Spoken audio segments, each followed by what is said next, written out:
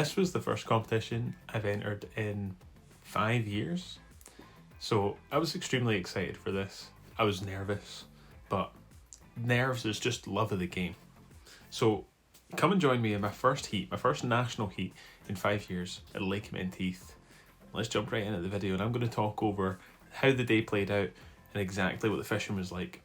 Let's jump in.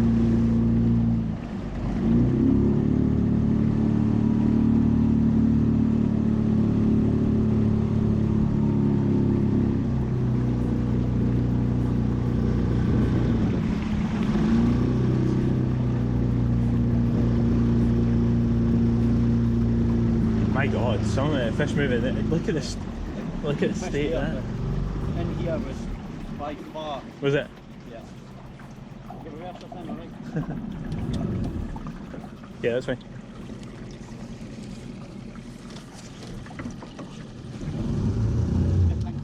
Yeah, it's alright. Don't worry. See that boy there? Yeah. The engine? Yeah. It's gone on them on rising. Oh, really? I feel like it's a bit too sunny for dries yet, don't know.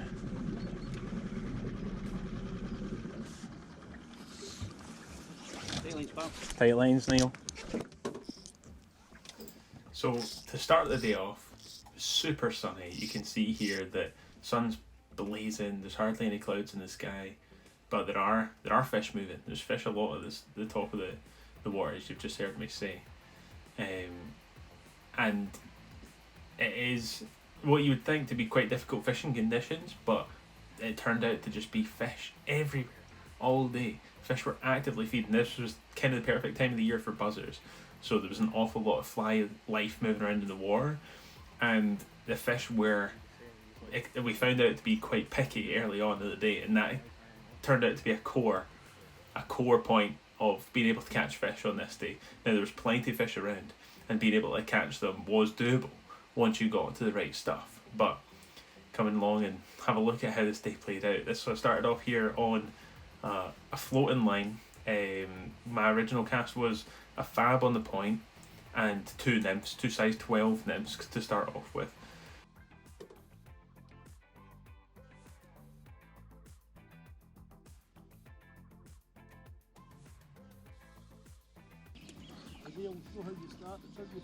That's exactly right, pal.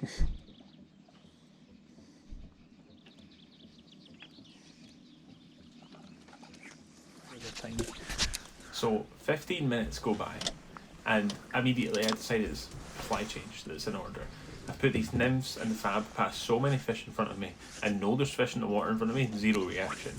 So immediately that gives me a lack of confidence in those flies, and I want to change. Now, at this point I had seen a couple of tiny buzzers coming off, black buzzers, so I put on size 14 black buzzers and much smaller nymphs. And also I changed the fab on the point to a suspender buzzer because I didn't think that these fish they'd been highly pressured. There's an awful lot of boats out. You can see there's a boat in front of me.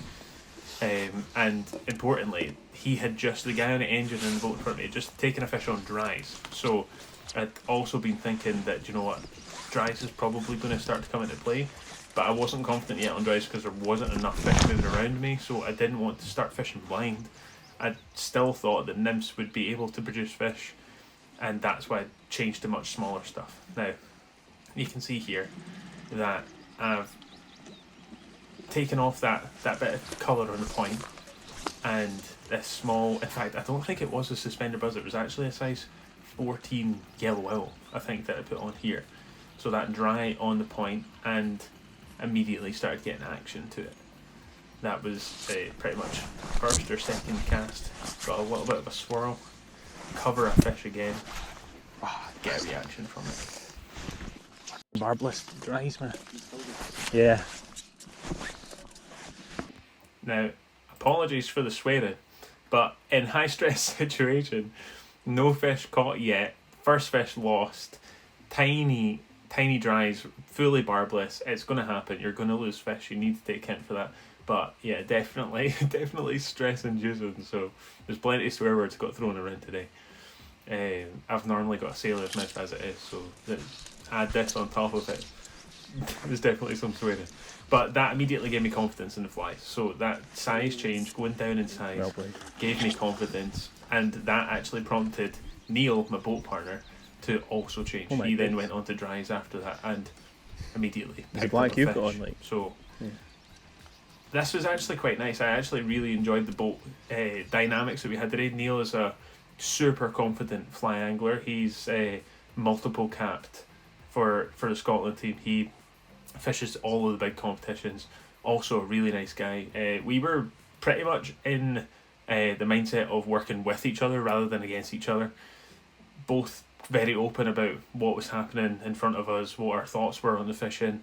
And yeah, no, we didn't hold any information back with each other, and that definitely allowed us to kind of suss it out a wee bit quicker, because Neil had been out practicing, and it wasn't quite the same as when he was out practicing. No wonder so how us much sussing line it it out took together off. was really cool. But that was his first fish in the boat.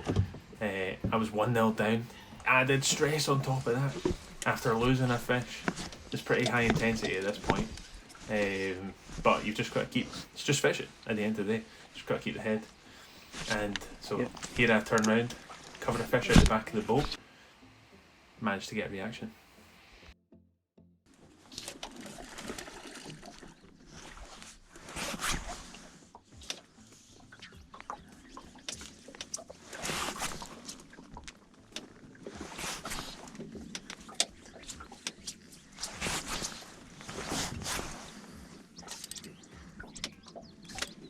Oh, fucking hell.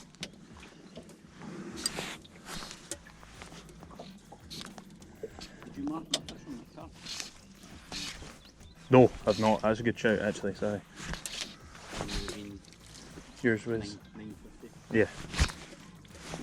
Now, one thing to be Too many said about fish this rising day, around it. the takes were insane. The takes were absolutely unbelievable on those size 14 nymphs. Fish were travelling at speed when taking them. So there's several points throughout the day that I got bent out and lost fish on the barb list. That I was struggling to get fish to actually hook hold well because the flies are so small. I mean, these fish are also insanely strong. You can see here the fight from Lake of Menteith fish is unbelievable.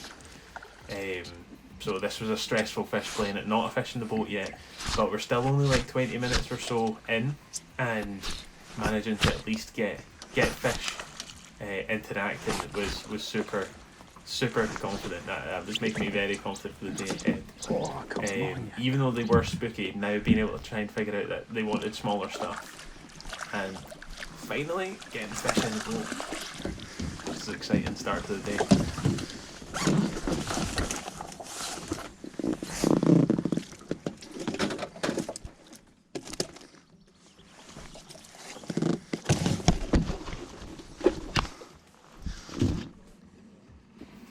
So the wind had been swirling a lot as well. We had to keep repositioning the boat over the top of fish, which didn't help them as well. We had like kind of 10-minute spells where the change in wind would completely put the fish off before they got used to the wind again, which was a struggle. But here you can see covered in fish, just making sure I'm putting a dry fly with buzzers in front of as many fish as I can, and eventually managed to get a really good take on the dry fly here.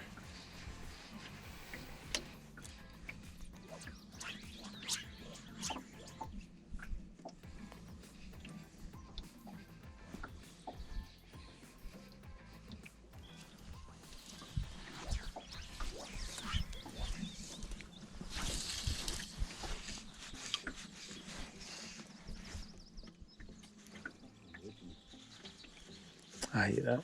I feel like they've not been travelling the same direction they're rising right now.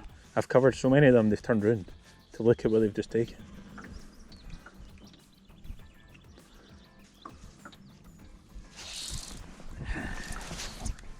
Fuck. Let him proper roll over it as well, and he was so slow. Never jagged him though.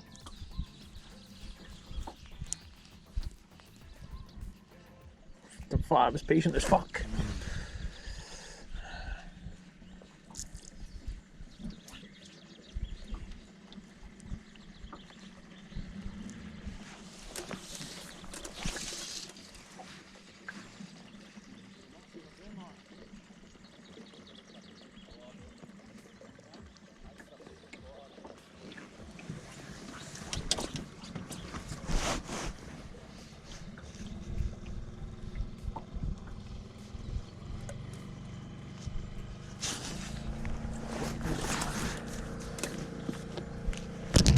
No, no, fuck.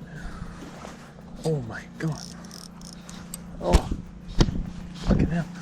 He's gonna get me snagged in there. Fuck. I think he's gonna get me snagged because he's on a top dropper, so the rest of it will be flying around behind him.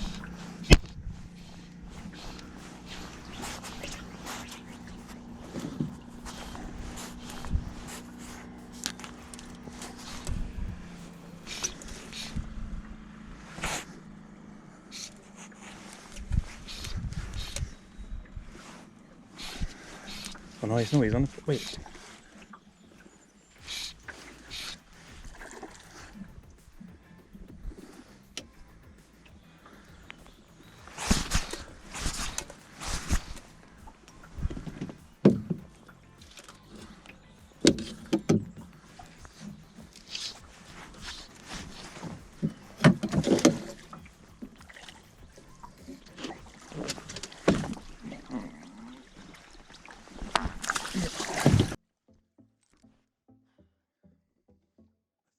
Taking a top dropper, but he didn't. Tiny fish.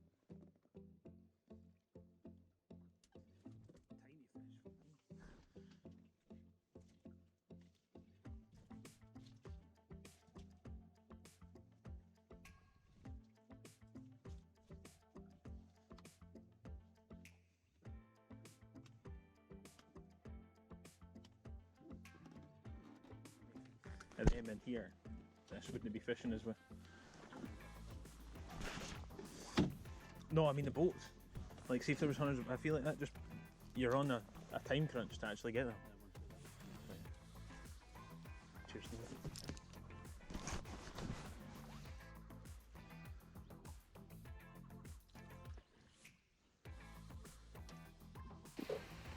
Now, after that second fish is in the boat, that is the national rules is kill 2 fish and the rest of your fish are catch and release. So I'd had my 2 fish. That was my 2 fish in the bag. The rest of the day was just as many fish as possible. So I did feel like I was gaining some confidence on the much smaller stuff, so smaller dries, smaller buzzers, and they were coming on periodically. What was super annoying was that the rest of the SD card that had in this GoPro was corrupted, so the only footage that I've got is of those first 2 fish. But it was a super fun day, and I'll talk you through the rest of what happened right now while we just watch this fishing, this situation here.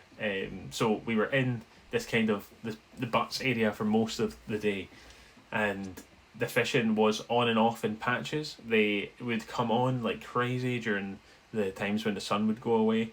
There was a time shortly after I landed that second fish where I had 5 fish in 15 minutes. I managed to fish really well, time wise, and have my flies in the water as much as possible, so that whenever I would hook a fish, get it in the boat, get the flies back in the water, get another fish.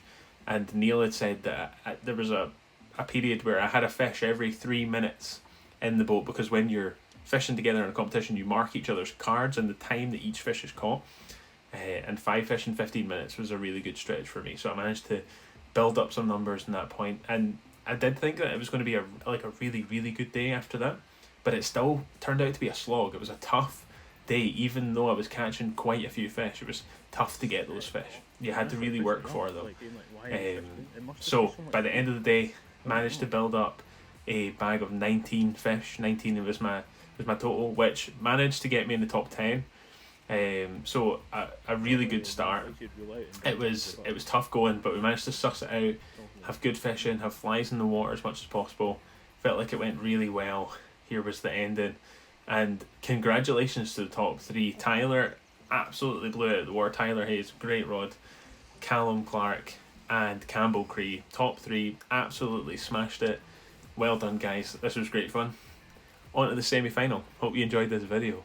Subscribe and like it if you liked the video as well. Catch you guys later. Tight lines. Now, if you want to grab yourself any of the flies in this video, or any other fly tying and fly fishing materials, go and check out My Fishing Flies in Grangemouth, or on their website, myfishingflies.com. They have loads of stuff, from loads of flies, everything you could ever need. Go and check them out. Really high quality stuff, and Dale and Tracy are lovely. They'll help you out. Thanks, guys.